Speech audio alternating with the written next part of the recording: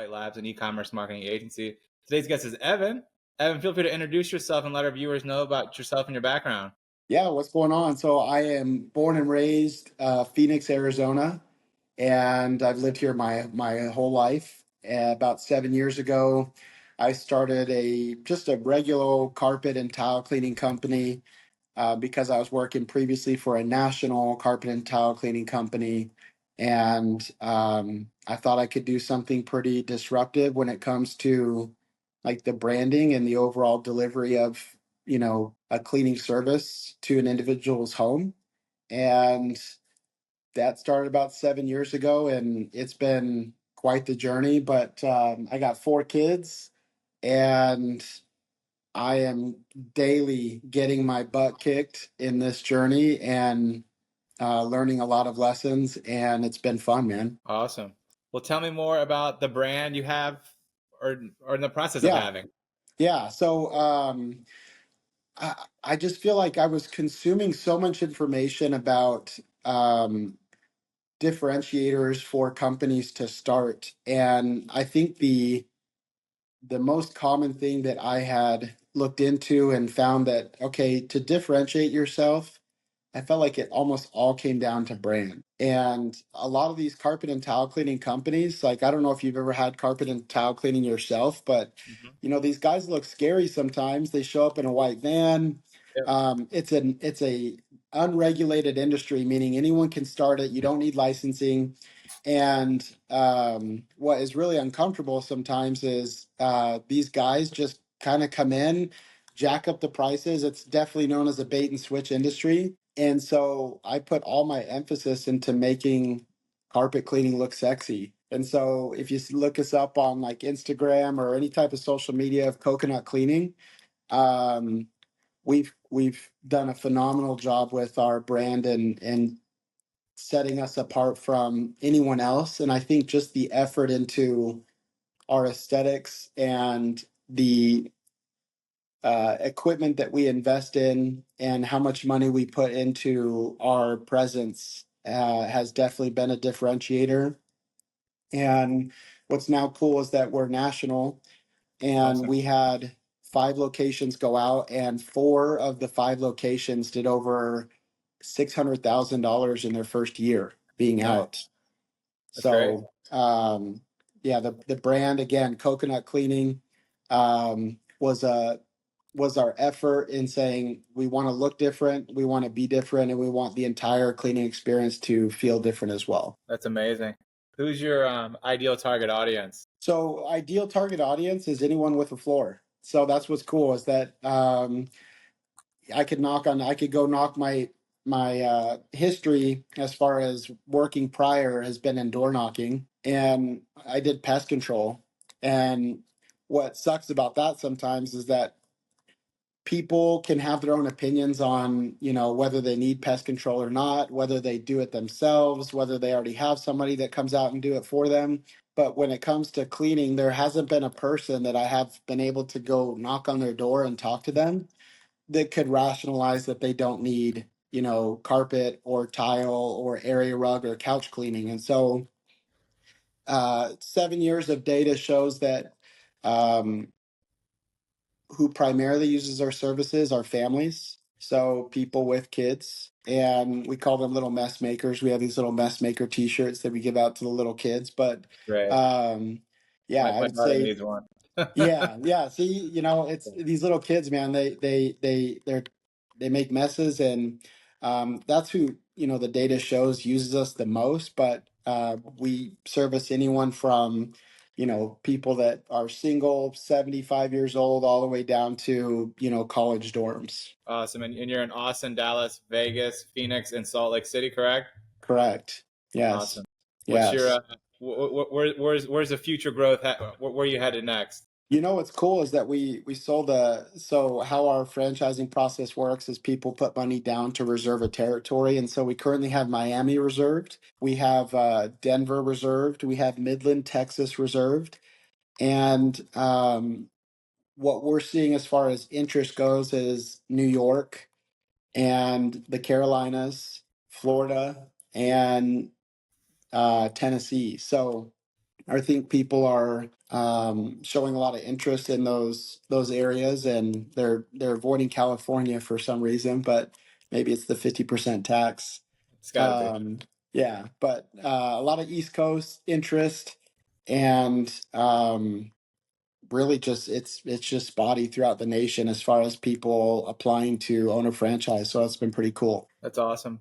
What are what makes you better than your competitors? You've touched on this briefly, but what makes you better than your competitors overall? So our bread and butter is our coconut club. Yep. So when I sold pest control is known for being a reoccurring service. So people that sign up for pest control generally sign up for annual contracts. And the company that I worked for previously, I actually suggested this too, and I said, hey, like we should put people on a reoccurring like deep cleaning subscription, and they weren't interested in it. And so I branched off and I left and I started my own. But um, the reason that I say our subscription is our differentiator is that this industry is known for bait and switch, jacking up your prices and getting out of there. And when we do a subscription, it makes us absolutely obsessed with the customer experience and being with that customer for years. And so you can't bait and switch a customer that you intend to have as your customer for years to come.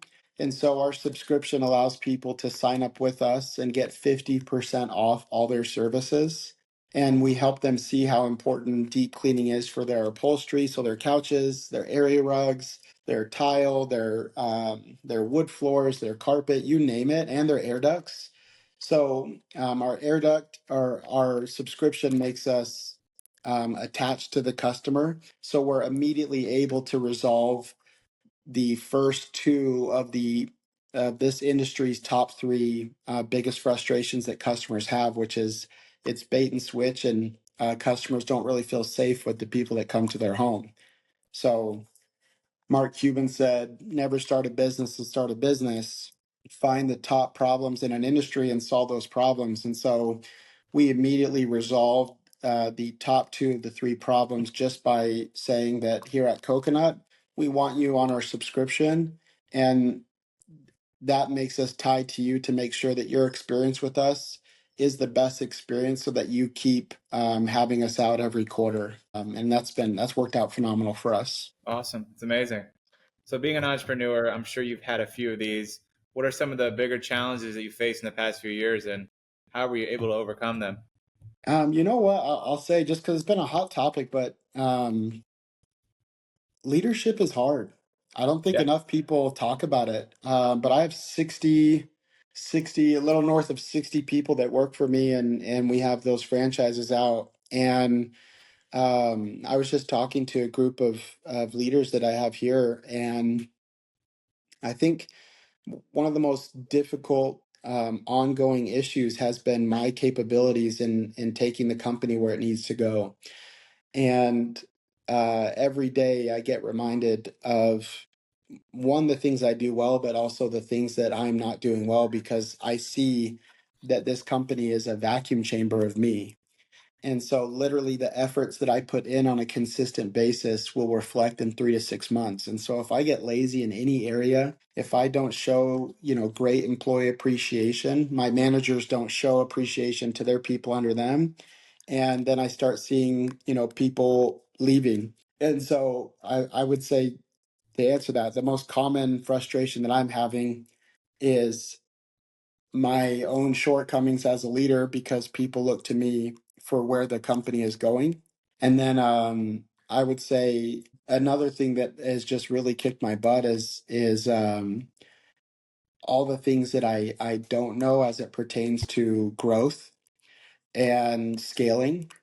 Because when I started the franchisor, that was all fine and dandy. We sold our first few, but then they said, "Hey, as a franchisor, you need to be SEC compliant, and so you need to have this audit every year." And I'm like, "Okay, that's fine." They're like, "It's $100,000 audit." I'm like, "Oh my gosh!" So I just feel like when now that every new area that we go into and every new thing that we start, I hire professionals to help me understand that aspect of the direction and where I'm going. So franchising, or hey, if I want to do air duct cleaning, or if I want to start a new service in turf cleaning or window cleaning, I look to professionals in that area now to help me mitigate all the things that I could run into if I didn't ask questions and try to understand, what's in store for me. Awesome. What activities have you done to promote the brand that's been successful? Influencers, Okay. so my sister, I don't ever tell this to her, but she's got 1 million followers. She does recipes and cooking. And Awesome. it was about 3 months into coconut, and I was just struggling. And I called her and I said, "Hey, can I come out and do some free cleaning and you can post?" And she's like, "Evan, people pay me like $10,000 to $30,000 to post.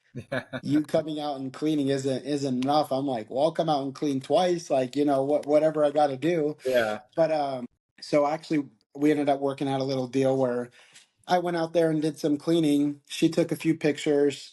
And what's funny is that like she didn't even post right away. And so I was just like, well, it's my sister. I don't want to cause any frustration. But like 2 weeks later, I'm cleaning a house and all of a sudden the phone just starts ringing and ringing and ringing. And I'm like, what the heck is this?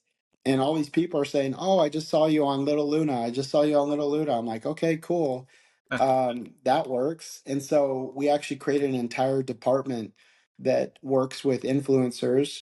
And so daily we do maybe 5 to 9 jobs with influencers in Nice. exchange for, posting and stories, and then they get their floors and couches clean.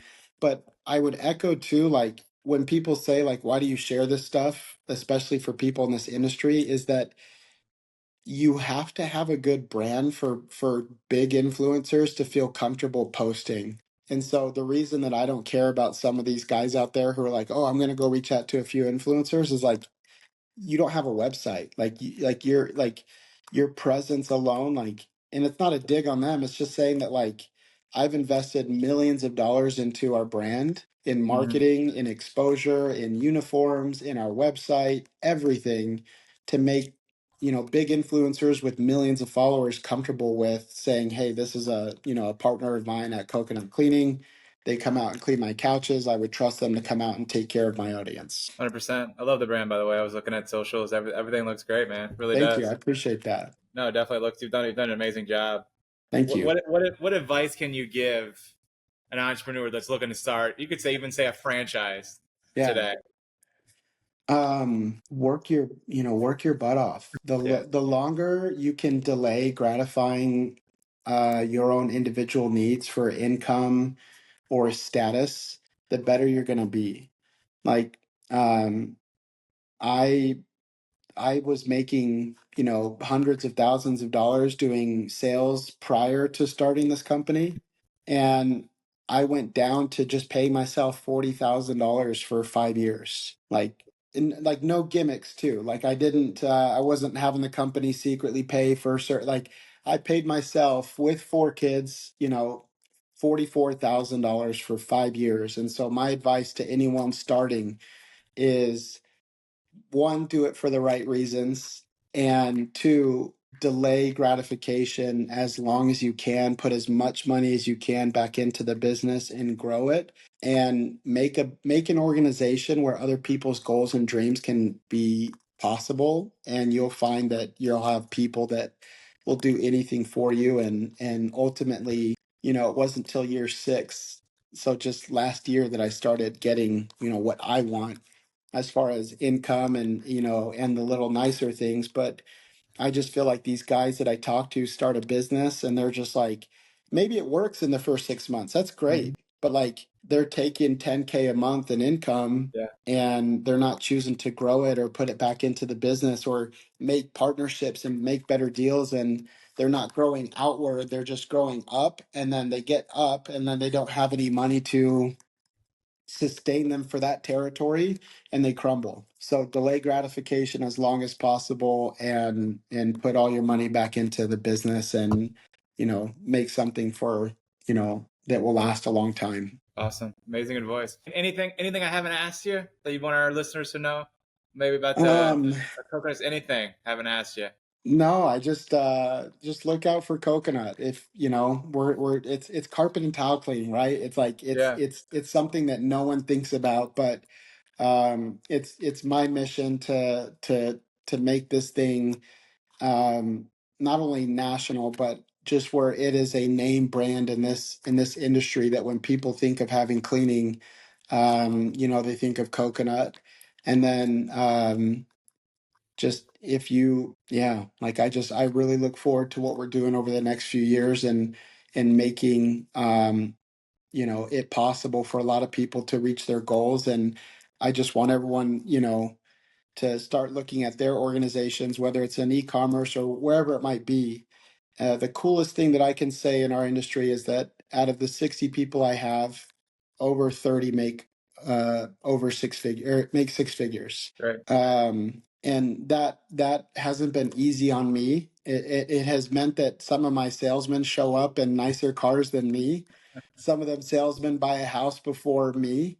But it has been so cool to create an organization that allows people to, accomplish their dreams, and just look out for us, because I'm sure we're going to be in an area near you in the next few years. And if people are ever looking to contribute their skills and any talents that they could help us, like, please reach out, because I'm a sponge, and anyone that is willing and able to help, whether it is website to video editing to SEO to anything. So whatever it is that you do, if you have a talent that helps any type of company, I'm all ears as well. Awesome, Evan. Well, it was a pleasure having you on and telling your story. It's great to hear your success, and I appreciate your time.